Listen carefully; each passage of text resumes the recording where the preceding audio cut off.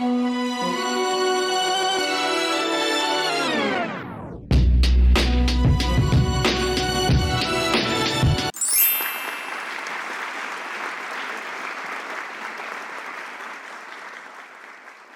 this is Raina Carrillo with Purpose and Passion. I'm so excited today because I have something new. You know, I'm all about women empowerment, educating, inspiring, and teaching awareness. And today I have Miss Candace Shriver here in the Lex Studio building. Woohoo! Hey, Miss Candace. Well, hello, Raina. Thank you for having me with you. And by the way, it's Candace Shivers, like when you're cold. Shivers. Sorry. sorry. Shivers. No So problem. I'm really excited to have you here because, you know, I was looking at loveaging.com. Together we can shift the narrative and bring love to aging. And I wanted you to talk more about that. But first, I wanted you to be able to take our viewers down memory lane, like where were your parents from? Where were you born? And how was your childhood? Okay, well, I think a fairly colorful childhood. So first of all, I'm from Arkansas. Yay. And yay. And when I was born, my family was traveling with the last Black minstrel in the United States of America.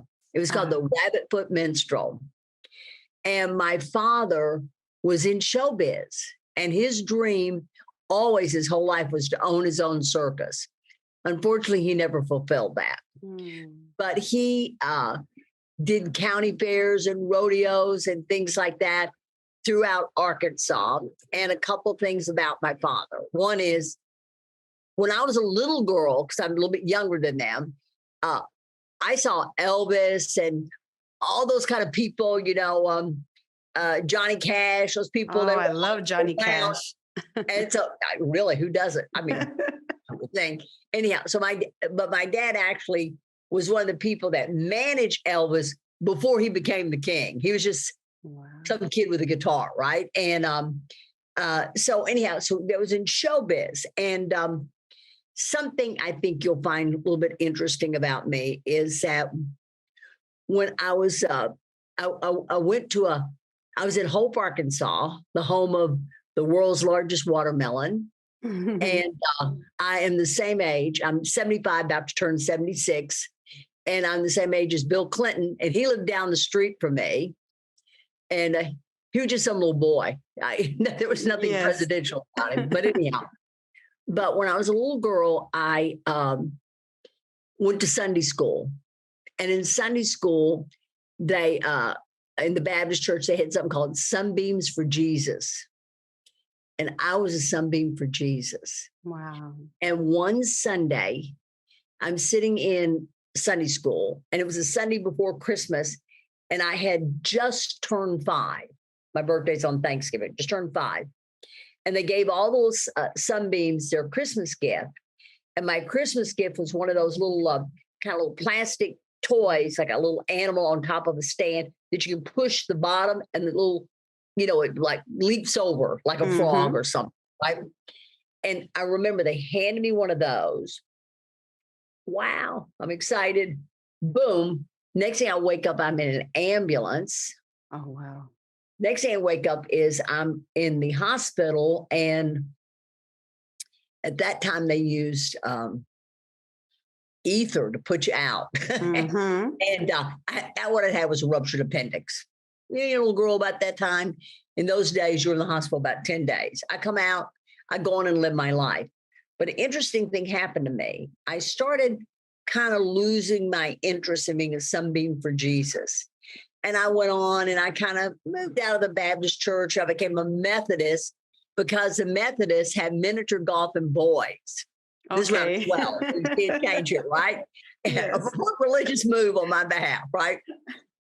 But as I got older, I had a realization. And what my realization was what happened to me right before I got that little frog in the Sunbeams for Jesus.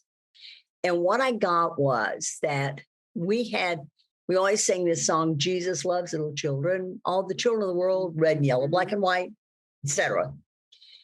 And I looked around at my church and I realized I don't know how I came upon this, but a little 5-year-old girl, I realized that you better not be red, yellow, or black and try to come to my church. Yes.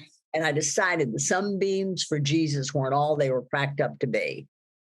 And so at that point, rather than my aspiration life, which was to be a sunbeam for Jesus, I just kind of became a good person. Yes. And what a good person, in my definition, was just somebody who didn't do anything. You just kind of stood on the sideline and didn't make any problems. And that's who I was. I went to Little Rock Central High School. Now, I was a little bit younger when they had the original integration, when they were one of the first schools integrated, and they had to have the National Guard come in. But that was where I went to school. And the kids, when we had a handful of Black students, and I was just one of those people that were just kind of nice to them. I didn't do anything, stand for anything. And as I became an adult, more and more I realized that I'd somewhere sold out on my life, and that I wasn't going to stand for, I hadn't had the courage to stand up for what I believed and when I saw injustice. And so that was a big turning point in my life. And my life became about, standing for social justice, standing for racial justice. And as now I've arrived at this point in my life, and I can tell you how I got there, but let's just I'm doing the backstory, is ageism. My stand for, particularly here in the North America, our vast amount of an acceptance of ageism. So that's kind of the backstory. Where I came from. That may have been more than you asked for. No. That's fine. That's fine. You're telling your story, and that's what people need to know. Yeah. Who is Candace, and that's really exciting to just know that, like, your father, managed Elvis Presley before, the next step, and so it's just like, wow. So you didn't have a boring childhood. And so no, I haven't had a boring life. No. That's right. And so then during the your childhood, you graduate from high school. When you were in high school, what was your dream job, or what was your vision? If I could redo a part of my life, I would redo that part where I went from high school, and I did go to college. I had a bachelor's degree, and I was the first generation in my family to go to college. And, I was just kind of following the crowd. I don't know that I didn't have high aspirations. I didn't know what I wanted to do in my life. So I wouldn't say that I had a dream job. I was, and I'll never forget the day I graduated from college and I went back home. I thought, what do I do now? What's next? I had managed to go through and survive that, but I really didn't have a passion and a vision. And I would say that didn't really come until I, later on, maybe even as late as in my life as, not that's a late time, but as late as in my early 30s. And in my early 30s, I actually took the S training.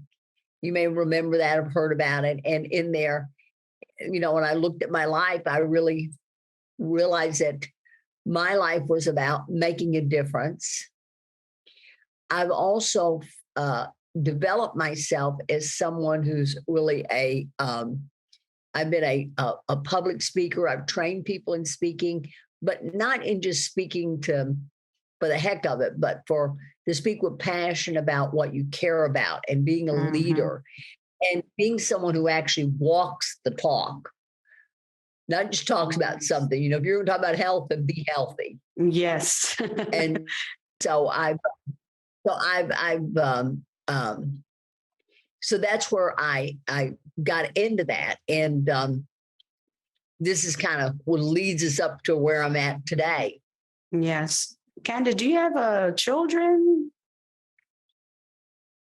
No, I have, well, I had two stepchildren and one died of cancer. So I Yes. have I have a stepdaughter and five grandchildren.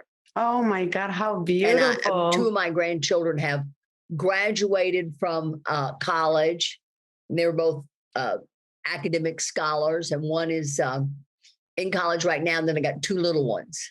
So Oh, I'm a that's such a grandmother. blessing. That's a blessing. It's a beautiful experience. It And is a blessing. Yeah. yeah, I remember my great grandmother. I was like pretty much raised by her because my mom would work a lot. But my great grandmother, she was such an amazing woman. My goodness. Sometimes people say, well, if you had a chance to go to heaven and visit somebody, come back. I always say, yes, I want to see Jesus. I have a lot of questions. But when it comes to family, I would love to have that opportunity to just sit with my great grandmother, Florence. She's, oh my God, I miss that woman. Oh, I So yeah. And so love of aging, how did that get created? well, at one one point I looked around and it dawned on me I was about to turn 70. Mm-hmm. Wow, that kind of sounds kind of old, doesn't it? 70. And my experience of myself, when you talk to most people, they'll say, I don't feel that old, but my Yes. experience, I wasn't like old, but the numbers sounded kind of old. So I started looking around at people in their 70s, and I had started working with a nonprofit called Wise and Healthy Aging. And I worked with older people. So I started observing people in their 70s. Yes. Two things really impacted me. So one was, it seemed when you looked at people, once they hit about that age 70, and as I studied and researched, I found that this is true also people in their 80s and 90s, 100, that there were two camps. There was one camp of people all in their 70s, and these people were excited about their work projects or their retirement projects. They were socially and physically active. They wanted to make a difference. They were looking forward to their future. Then there was another group of people in the 70s. They were all starting to kind of slow down. Mm-hmm. They were setting up sort of these imaginary parameters to how much they could actually physically and socially participate. They were closing those down. And you'd hear frequently coming out of their mouths, oh, gee, I'm just too old for that. And these people kind of lost their spark for life. So I started researching. I've done an enormous amount of research. And I continued observing. And I even read a focus group that went on for over a year with people over their 70s to find out what had people stay and get this first group. Yes. The people who were passionate about life, what was that about? And I found out this interesting thing. And here's the thing that has turned my life around when I heard this, that there's enormous, Raina, and you may know about this, but enormous amount of scientific evidence that people that have a positive attitude toward aging live on average almost 8 years longer than people that don't. Wow. Isn't that amazing? And people Yes. have a positive attitude over aging, according to this evidence of the experts, is they live even long. It has more of an impact than having low cholesterol and low blood pressure, which they say can add 4 years to your life, or not smoking, which can add 3 years to your life. So I kind of preach and wave the flag of, let's do everything about everything. So don't smoke, keep your blood Yes. pressure and your cholesterol, but for goodness sakes, have a good attitude toward aging. Now, second thing is that about this attitude toward aging, it's really impacted by our culture about ageism. Mm-hmm. See, I would talk to people that were 70, 80, whatever, and they'd say things to me, and I'm just giving you one little scenario. I heard this from hundreds of people. They would say something like, oh, well, I needed to go to the doctor yesterday, but I couldn't because it was, rainy and I couldn't get on the bus. And I'd say, well, didn't you tell me your son lives in, I was working in Santa Monica. And you see, Mhm. God lives in Santa Monica. She says, oh, I don't want to bother him. Or, Mhm. I don't know how to pick up my medication. Well, didn't your daughter live by you? Oh, I don't want to bother her. And I realized, I think I'd say, come on, you changed their diapers for goodness sake. Yes, You yes. fed them. You provided life for these people. You took care of them. You grew them into the adults every day. Who cares? Call them up and say, be a bother. Tell them, give me my medication. And I realized that there are a lot of older people who consider themselves to not be relevant, that they don't have a voice, that they're a bother on society. Yes. Breaks my heart to hear these great people, and they keep their mouths shut, and they're full of wisdom. Oh, yes, they are. And so much to say. And I just thought, can't happen. The other thing is that, if you went to the CVS to get a birthday card for anybody like 40 or over, almost every card you pick up says, oh, you're over the hill, or, they got grumpy old men, or yes. old women saggy and grumpy, and, they're just all very ageist, right?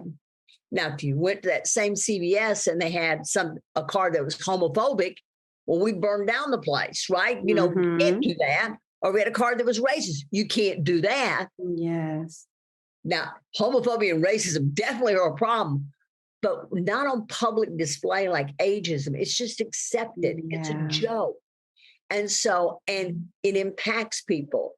I talk to people as young as, let's say, 40 years old, and I say, oh, how old are you? And they go, oh, I don't want to tell you. And go, you gotta be kidding me. What are you talking about? Yes. So that's where I took on my passion and started learning about aging and wanting to make a difference in that arena.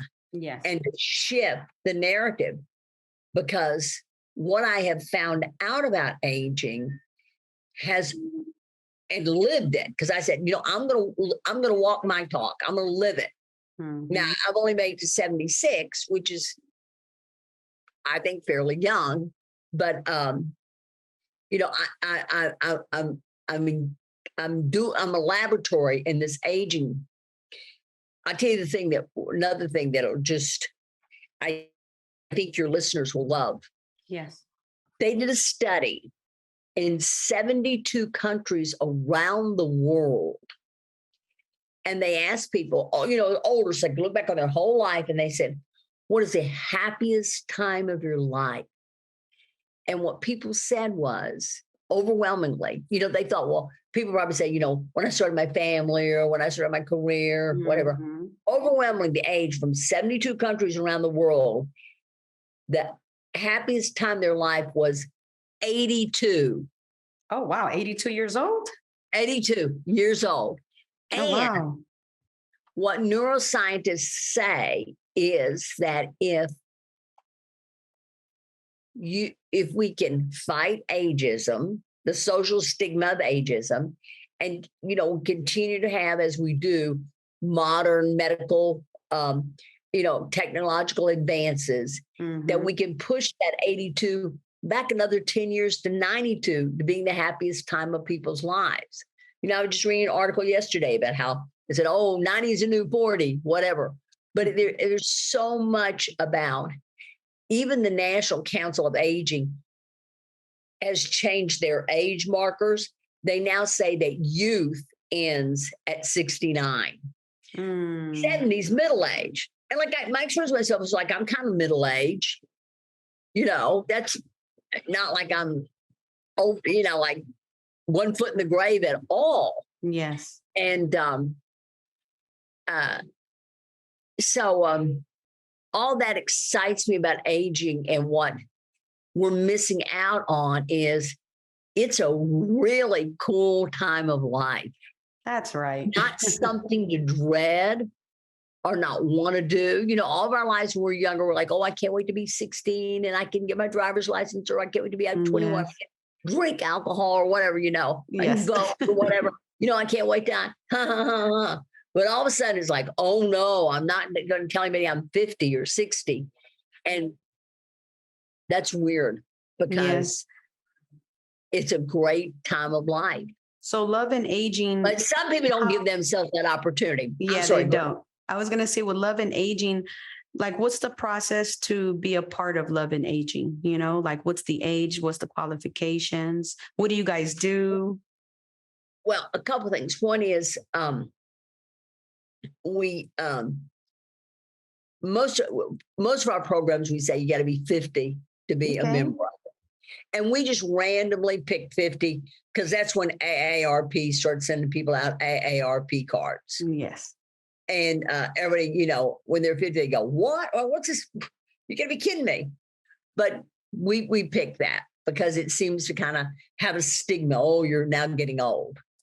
And we have a movement, and we just have a website. And we put up a Facebook page. And what's kind of interesting, we just put up a Facebook page, and yet you have to say, I want to join, and we check out and make sure they aren't, you know, Russian hackers or something. You know, we check everybody.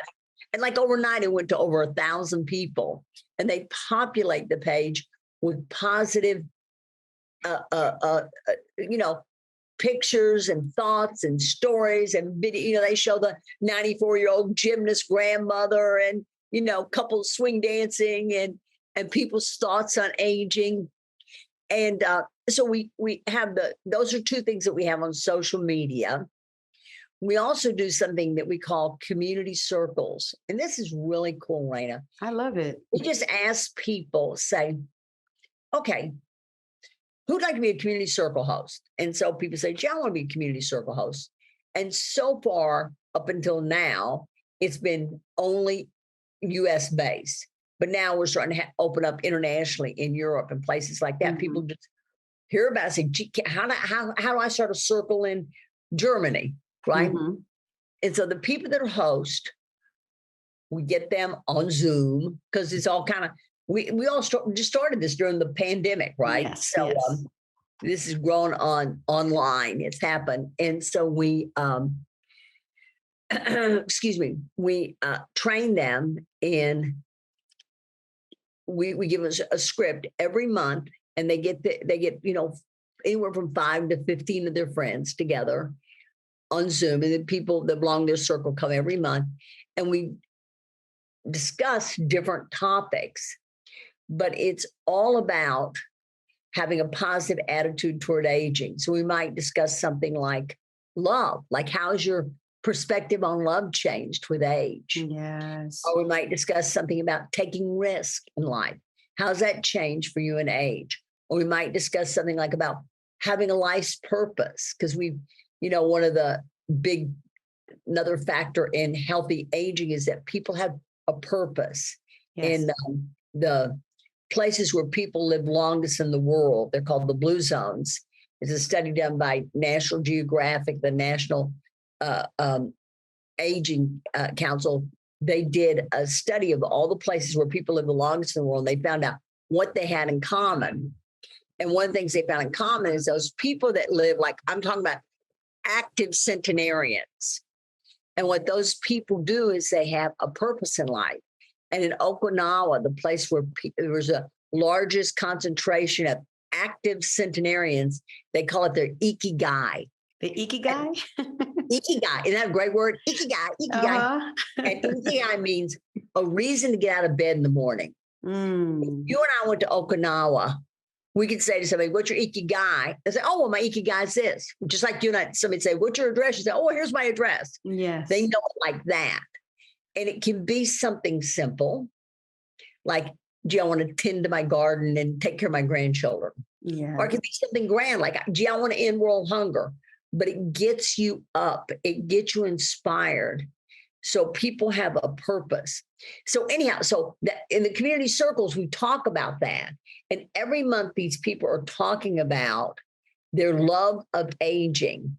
And then the host, we train them, and they, you know, we give the questions, and we talk to them about how to, you know, to listen to people and just let whatever they have to say is valid, you know, to not interrupt them. And we do these inspiring questions and quotes. We do that every month. And it's done throughout the United States, and it's now starting to happen in Europe. And so that's another thing we do with Love of Aging. And then we're also working with a neurologist found us, and he found us. He's at UCLA. He's a quite accomplished neurologist, and one of his patients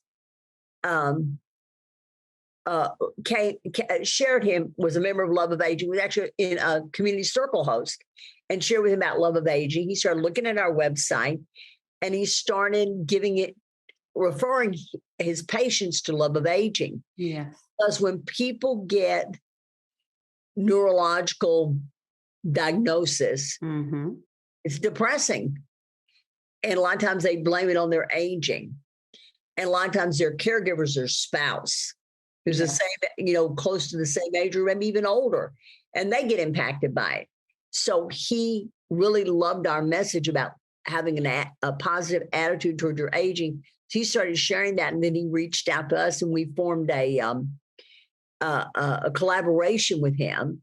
And we do workshops with his name's Dr. Adam Darby. We do workshops with him through UCLA. He has his patients come, and we do community circles for his patients. That's and awesome. we're going to work with other gerontologists there and do our workshops with them. We also do, and this is the newest thing, and it's kind of our new high-end wonderful thing, is we have a destination workshop. Oh, wow. It's called My Time Is Now. And where we do it is in San Miguel de Allende, Mexico.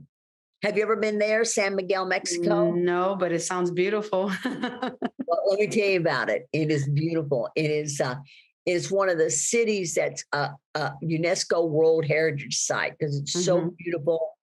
And there's like a cathedral there that's known as the Sistine Chapel of the West. Wow. And all the streets are cobblestone, and it's magnificent. There's a lot of art and things like that. And there's three of us that are founders of Love of Aging. She actually lives there. And so we have people come to, and they stay in a little small hotel, and we do a workshop with them about creating an unparalleled next life chapter.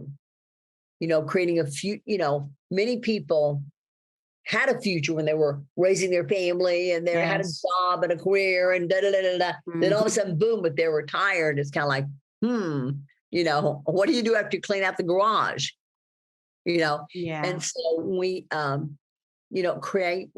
people create something that really touches, moves, and inspires them about their future. And they create a future.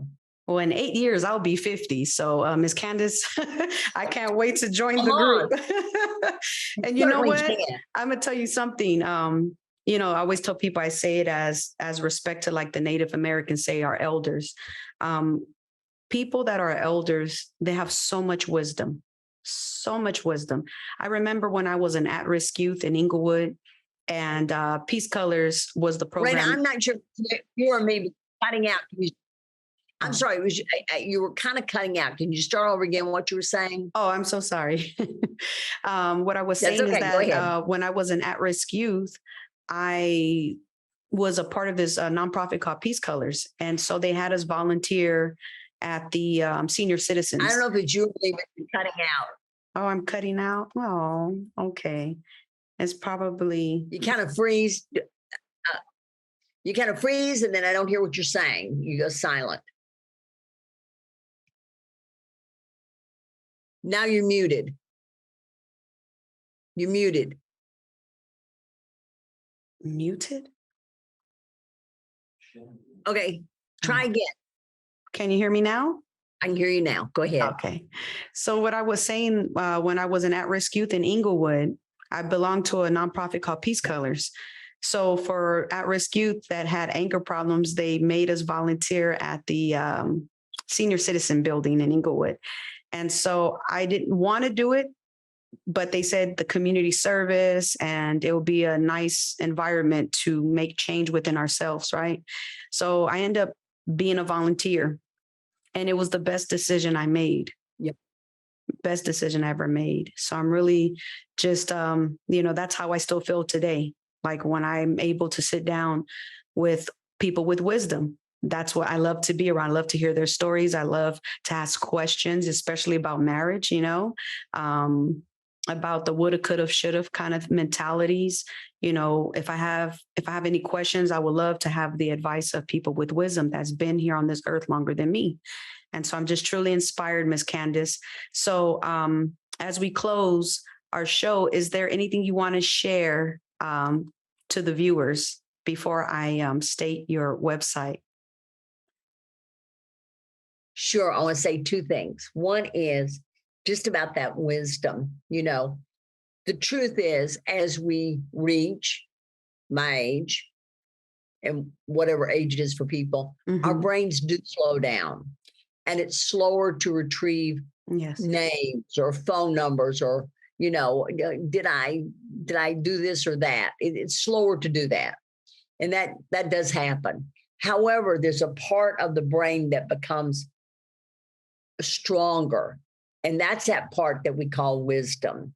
Yes. And that's that part that's, contemplative and thoughtful and decision-making. That's why people that are older make such great mentors in life. Yes. And, I'm excited about really encouraging us older people to take responsibility. Yeah, that's a muscle. We should use that. Yes, I agree. And practice that. And so that's one thing that I wanted to say about wisdom, because you brought it up.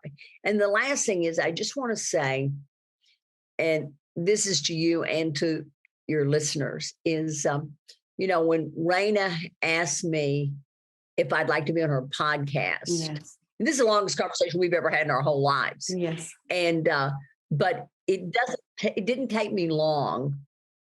It takes that long to be with Raina and to be with you, Raina, to know that you are a force to be reckoned with. Oh, and that you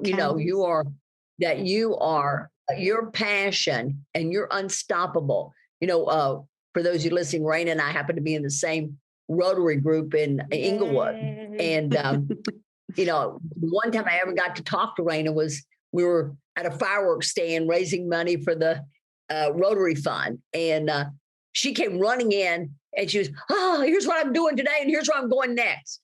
And so I got to hear, I just sat back and I watched her and I listened to a day in Raina's life. And it was just a little slice of her life. And, I was like, whoa, dang, this girl is on the move. She's making it happen.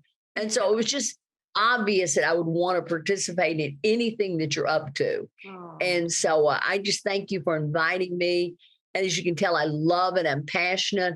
I've got a purpose and I'm passionate. Yes, your theme about aging. And I hope somewhere somebody has said, wait, I better alter my attitude about aging. And even if it's a 20-year-old or 100-year-old, that they start loving their aging.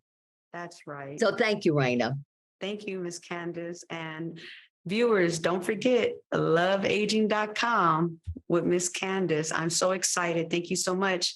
Well, this is ending of our segment. This is Raina Carrillo with Purpose and Passion signing out. Have a blessed day. Glutathione is a big word. It's the body's own master antioxidant. It's a scavenger for free radical, bacteria, and viruses. There are no products in the market with the ingredient NASET. NASET increases the production of glutathione that's in our body already to strengthen and enhance our immune system, elevate sense of well-being, support muscle strength and endurance, cognitive function, and liver support. It helps with increased energy and blood sugar regulation. Get your bottle of GSH Plus from www.salvationnutra.com.